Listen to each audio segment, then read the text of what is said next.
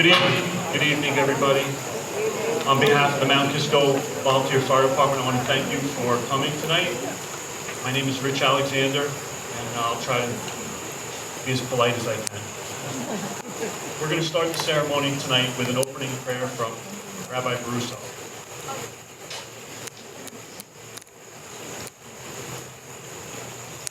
Creator of all, source and shelter, grant a perfect peace under your tabernacle of peace to those who died in 9/11 attacks in the United States. Remember the works of their hands and the message of their hearts. Grant their families peace and comfort for your name's sake. And for the sake of those who perished, bring an end to violence and terror. Speedily in our days, may their memories be sanctified with joy and love. May their souls be bound up in the bond of life, living blessing in our midst. And for the survivors, God of the survivor, God of the mourner and the witness, grant solace and peace to those still held by physical, emotional, and spiritual distress from the attacks of 9/11. Release them from visions of death and destruction, from guilt or shame, from fear or anger. Bind their wounds with your steadfast love.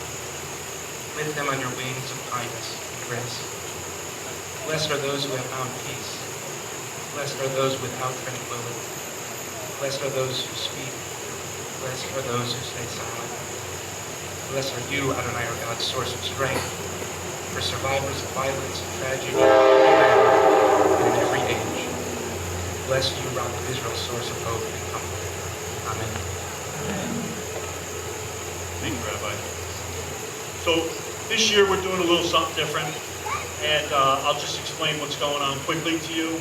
If you see the flags here, when the flag we have hanging over the memorial gets changed this day every year. So years ago, someone had the foresight, not me, to serial number each flag. And the reason they did that was because they bought 50 flags to hang over this memorial for the next 50 years. And those flags visited all three sites of the terrorist attacks on September 11, 2001. This flag flew at the World Trade Center, Shanksville, Pennsylvania, and the Pentagon. And for years, we didn't know what we were going to do and who we were going to give the flags to as a committee, and we decided that we're going to start giving the flags away this year. So it's a significant event, and years ago when we went to build this memorial, I have to say, oh, first of all, take a seat, please. I'm sorry. Take a seat if you can. I'll be okay. So when we built this memorial, we came up with this design, but we had no money. And as a fireman, all these guys will tell you, the guys that are here today, that they do what they do because they know their brother fireman has their back. So when we took on this project, we had each other's back, but we didn't have any money. And firemen are not one to really rely on other people for help. So what I can say is that one of our valued community members, a local businesswoman, Danielle Churchill, came out of nowhere, and she had our back. And just when these two big granite pieces of granite came from India, and we bought them before we had the money to pay for them. And I was losing sleep at night wondering how we're going to make this happen. And a local businesswoman stepped up, and she made it a lot easier for me to sleep at night. So we're going to give her the first flag tonight in honor of her help. And I'd like to ask the Chief of the Department, David Hughes, to come up and present this flag to Danielle.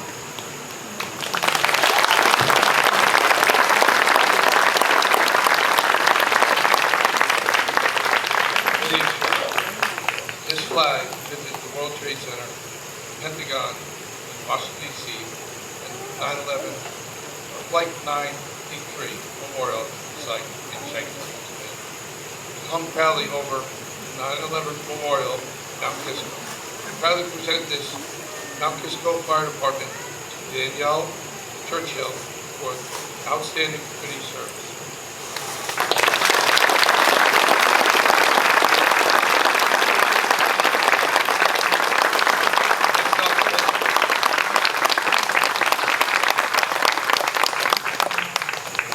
Thank you, Chief. The next gentleman who's going to receive a flag that flew at this memorial is a good friend to us and a good friend to firemen everywhere. I met Mark Rivera in 1981, a long time ago. In case you guys don't know, I'm his pool guy. I'm the pool guy, and through a mutual friend, Tommy Painter, I got to know Mark as a friend. And he is one of the most kindest, most amazing human beings you ever want to meet.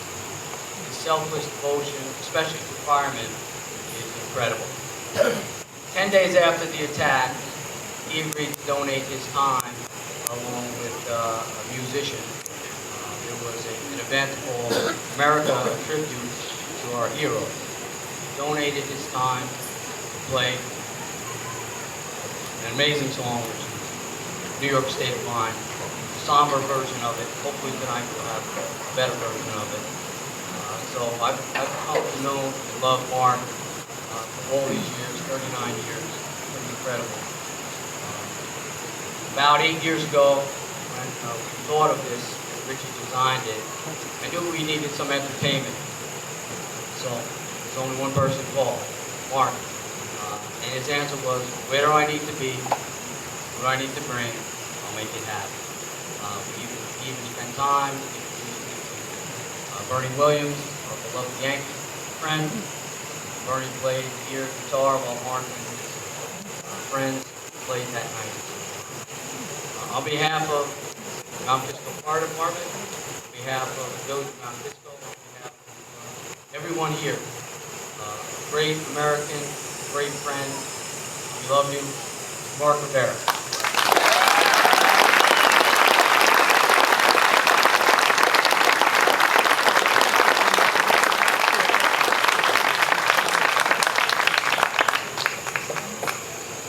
That's it? Every time you see him on the stage at Madison Square Garden, he doesn't shut up. He's singing, he's playing. Thank you very much. Thank you. Thank you.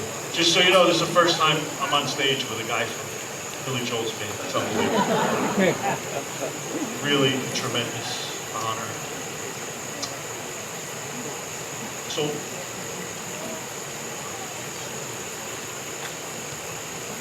now we're going to have the flag exchange.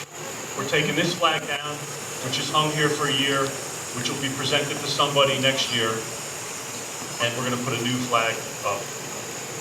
The Fife and Drum Corps is going to play the national anthem as the flag is lowered, folded by Mount Kisco Troop 1, then raised in honor of the lives lost that day.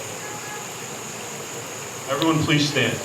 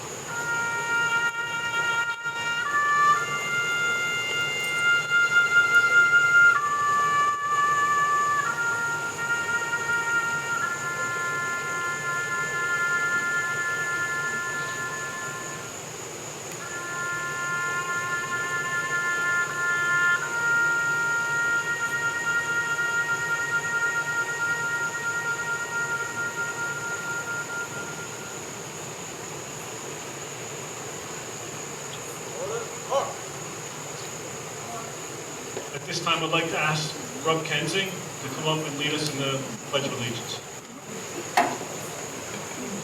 Thank you, Rich. My honor and privilege to be here tonight again to celebrate the 18th anniversary of the attack on the United States in our history. Privilege of mine to lead our group pledge, and I would ask all to start standing, those who can't, don't forget about it, who can't stand. Pledge allegiance to that flag. Stands one nation, under God, indivisible, with liberty and justice for all. I'd say it's the greatest flag on earth. It represents the greatest country that ever placed on this earth. God, thank you. Thank you, Rob. Recently, the library was named in honor after Rob's brother. Rob comes from a long line of community-minded people. He's a two-time Citizen of the Year, Mount Kisco, and absolutely thrilled that you're part of the 9/11 committee. At this time, we'd like to ask Chief Hughes and Chief Mannion to do the wreath presentation.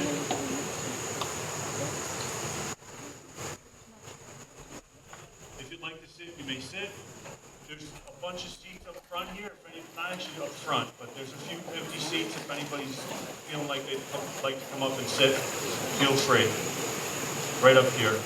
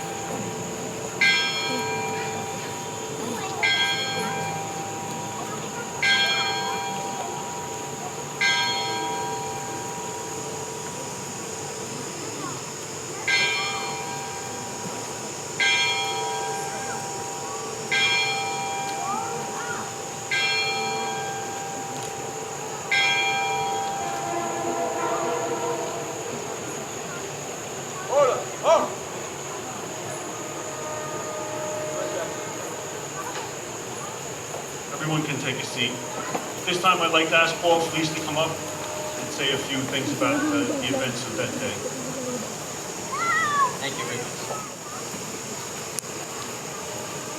Thank you, Rich, and thank you to each and every one of you for spending your evening remembering all those who lost their lives, and especially 343 firefighters that lost their lives 18 years ago today. The members of the Mount Kisco Fire Department are proud to host this memorial service to honor our fallen brothers in this public display, and are committed to never forget their heroic acts that fateful September morning. The hope of this ceremony is to commemorate the 4 events which changed lives here and across the nation forever. 8:46 a.m. is the time that flight number 11 hit Tower number 1 of the World Trade Center.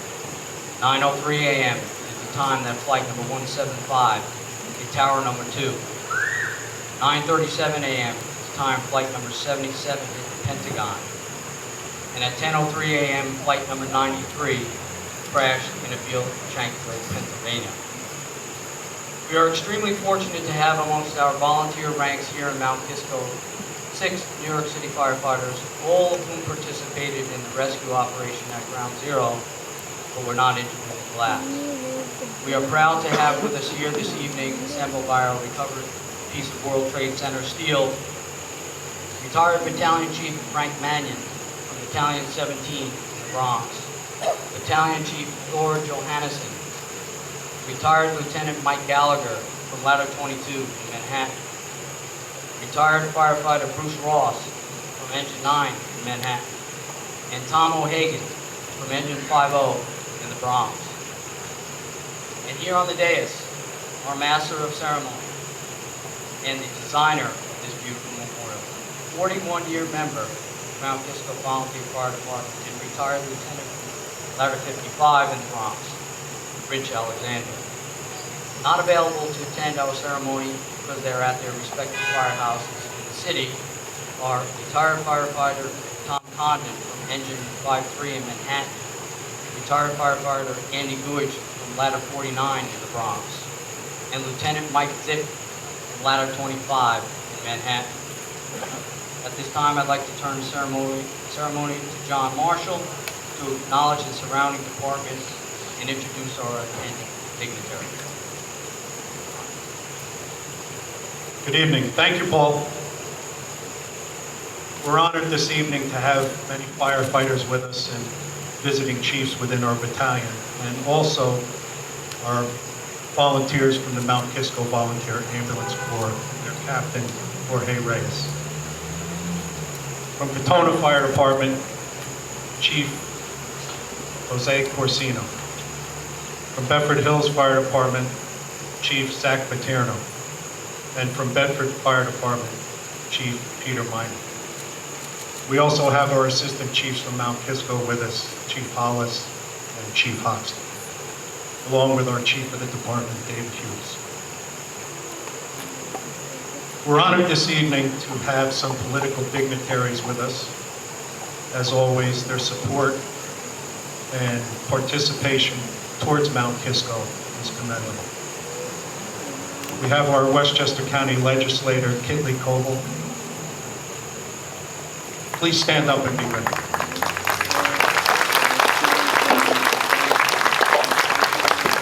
From the New York State Assembly, David Buckwalt.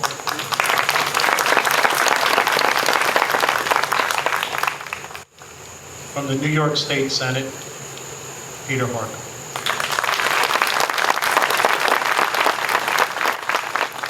And we also have in the audience, and pardon me if I forget anybody, I did the best I could, but former Mayor Pat Riley.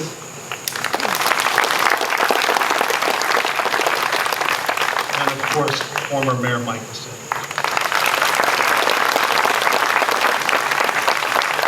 And I also see Ferd Vater is in the audience. Ferd.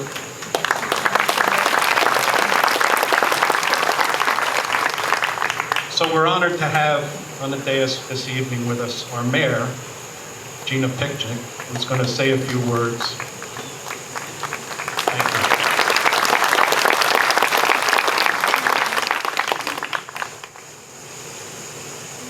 Thank you to the leaders of this ceremony and to the fire department for inviting this whole community to participate in this event.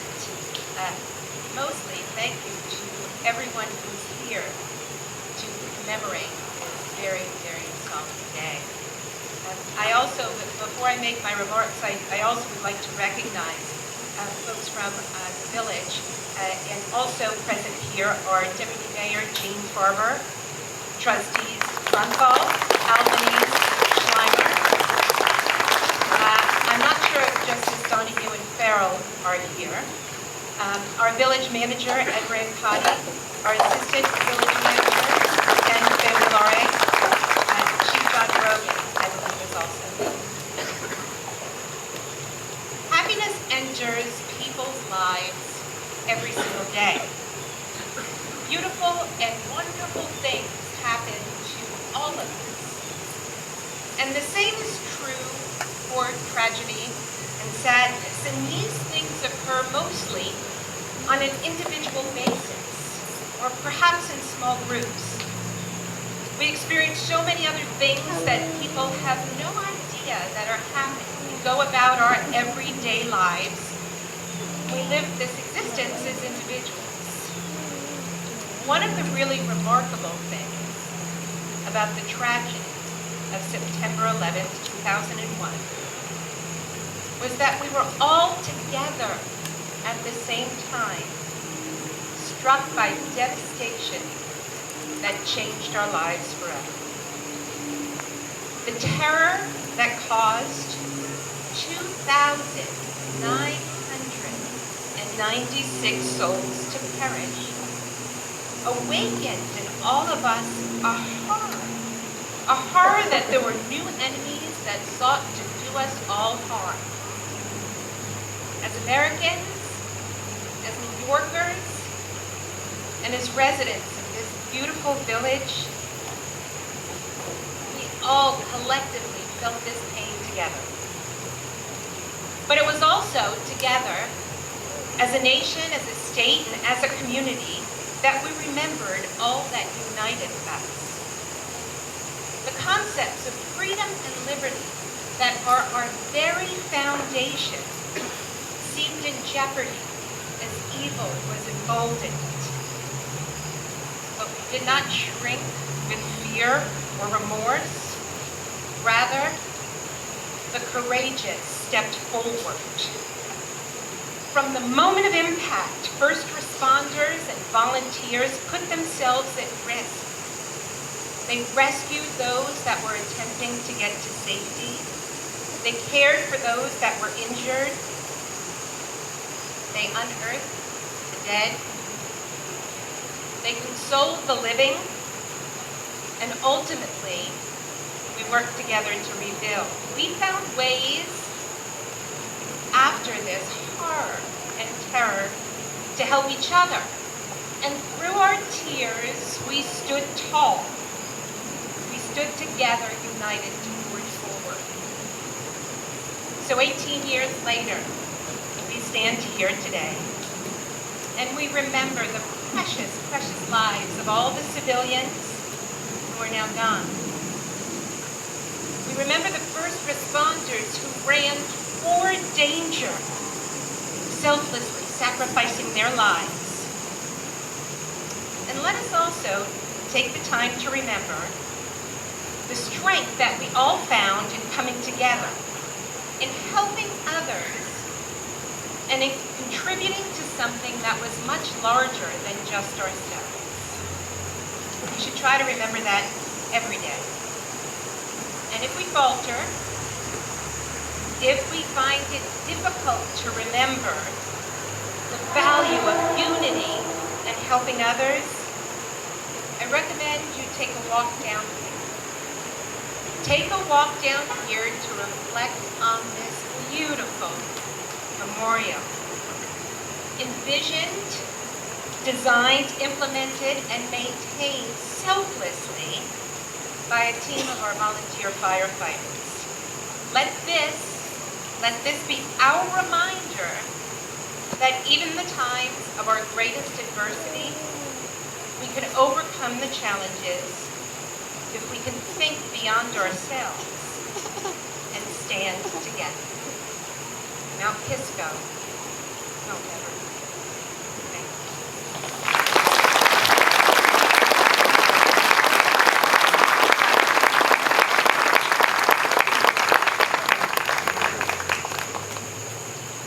Thank you, Mayor.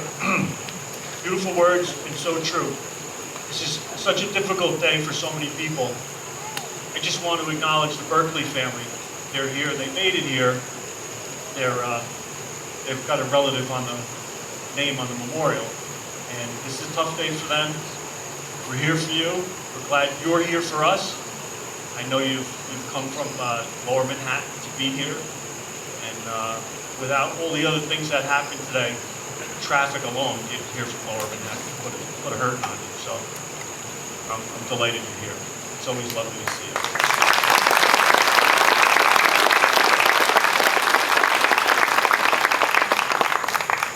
We're very lucky. We're very fortunate in Mount Kisco. The fire department, the volunteers that serve on different committees, we have such a pool of talent. I mean, this was done by volunteers, this memorial. There's not much you can't get done with the pool of talent in firehouses in the city, firehouses in Westchester alike. We're fortunate enough to have a very talented gentleman who served on the 9/11 committee, who is a fireman with us, and I'm honored to tell you that he's going to be saying a few words. This gentleman attended St. Lawrence University, Wagner College, and graduated Brooklyn Law School some years ago. I don't know the date, I don't want to say. He's a member of the Independent Fire Company. He was born in Puerto Rico, and he's been admitted to practice in the Supreme Court, the Southern District Federal Court, Eastern District Federal Court, National District Federal Court, and he's had a 40-plus year career of practicing law, all sorts of law, trying trials across the country. He's got numerous published articles in law journals over the years. In 1995, he was recognized by the National Hispanic Society for his efforts, his volunteer work in that regard.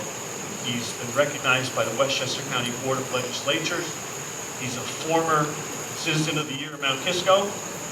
He's also been received congressional recognition for his work.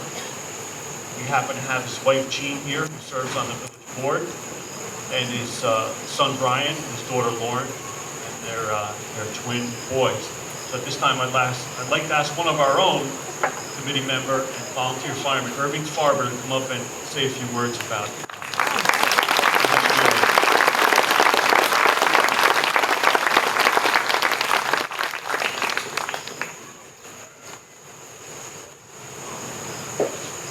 No idea who Richard's just saw.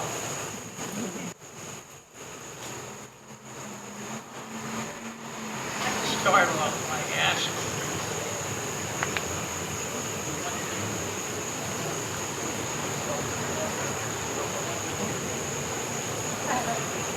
okay, you hear me now?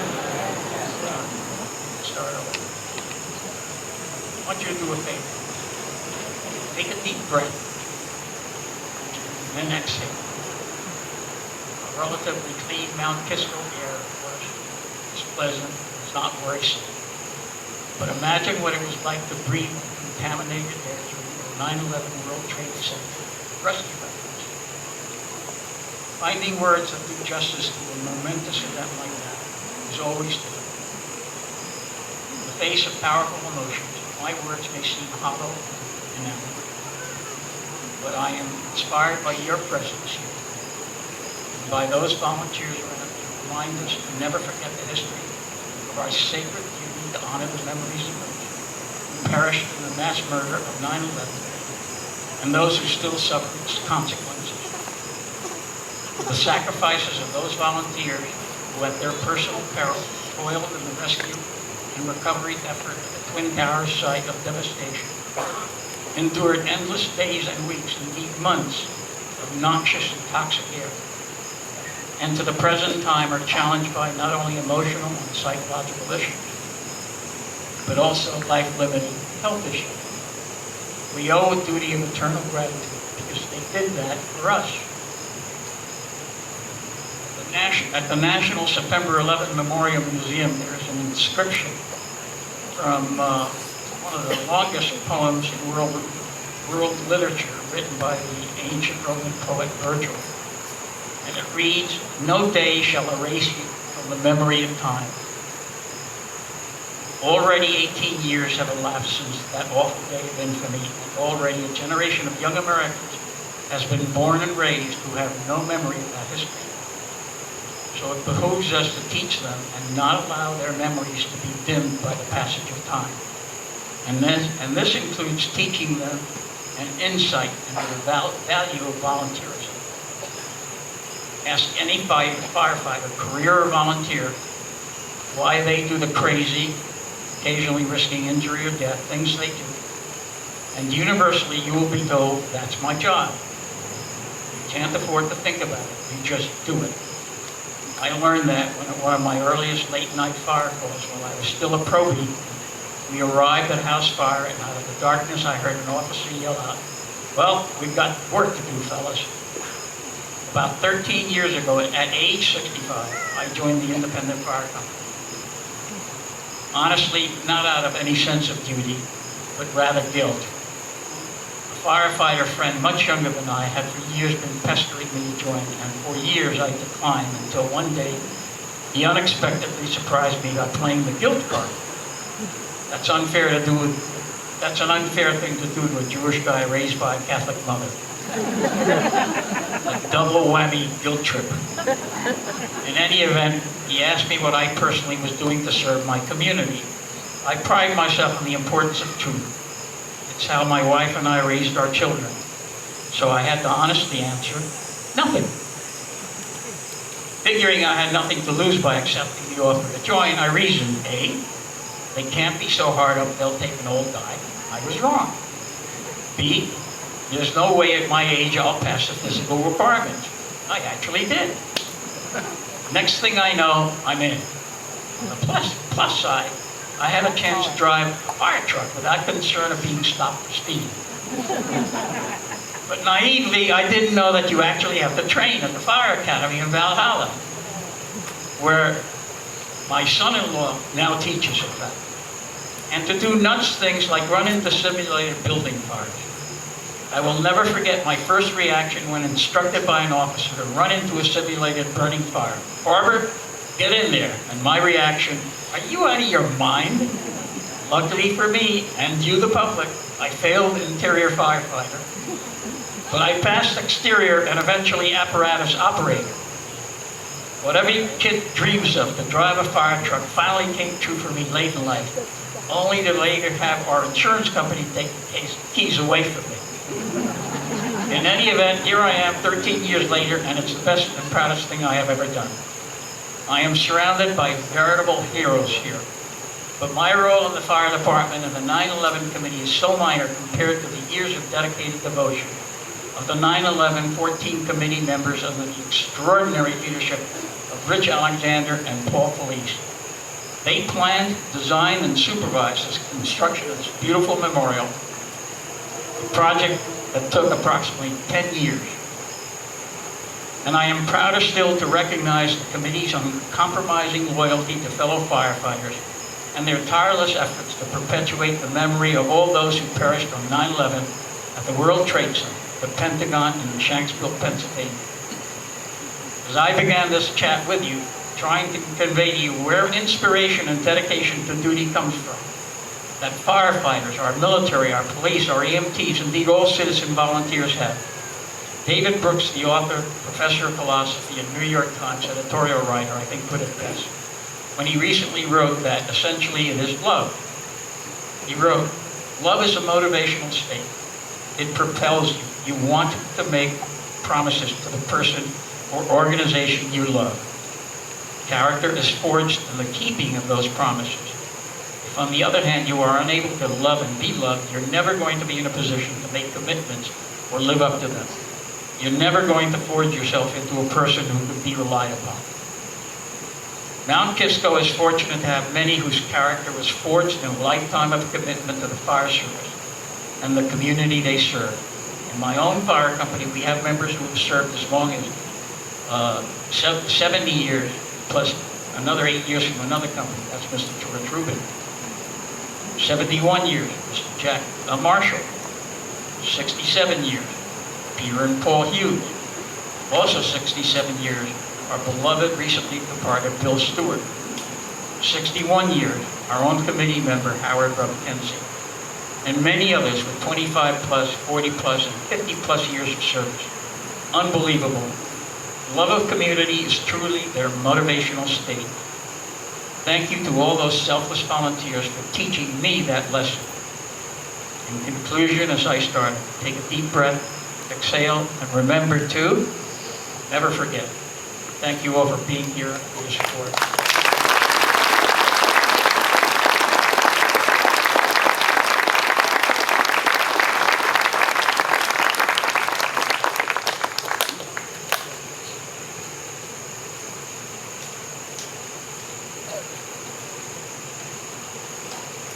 I want to be like him when I grow up. He's an amazing man. And if you get a chance to sit down with him and have a conversation, I would suggest you take it because he's a fascinating guy. Thank you very much, Irv. At this time, I just want to say something quick. Firemen know what it's like to go in fires, and we do it because we have each other's back. There's not one guy here who hasn't relied on somebody else during their career, whether it's paid or volunteer, to get them through a situation. We have each other's backs. We know what that's about. The veterans are here. The Legion supports us. They support the community. The term, we got your back, came from veterans. From what I understand, it's a World War II thing. We're in battle, in tight quarters. They would sweep these houses and neighborhoods, routing out the enemy, and one guy would go in and the others would say, I got your back. I don't want anything happening to you from behind. These firemen here will tell you the same story. That phrase came down from them. On a day like today,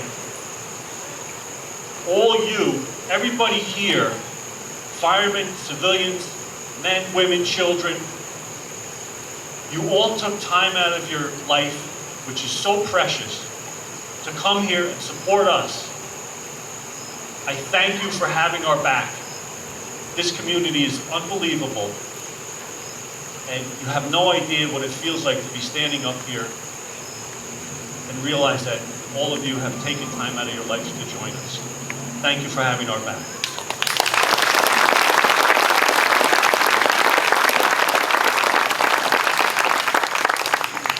We're wrapping up the ceremony. I just want to remind you that across the street is a world-class musician, Mark Rivera. He's played at the Garden over 100 times with Billy Joel. He's played with Foreigner. Like Paul said, he's taken time out of his life to support us. He puts on a show. He's got a world-class a pianist accompanying him tonight. So please take the time to stop over to the firehouse across the street for a refreshment and a bite to eat. There'll be food served. And I would love to see you all over there. It's hard to realize what 343 lives, hard to represent that. So every year we give out 343 carnations, and we ask you at the end of the ceremony to lay them around the coping of the memorial and just reflect on just how many that adds up to be. It's a significant visual experience to see all those carnations around the memorial at the end of the service. At this time, I'd like to ask Father Clark, who supported us for years, to come up and end the ceremony with a closing prayer. Father Clark.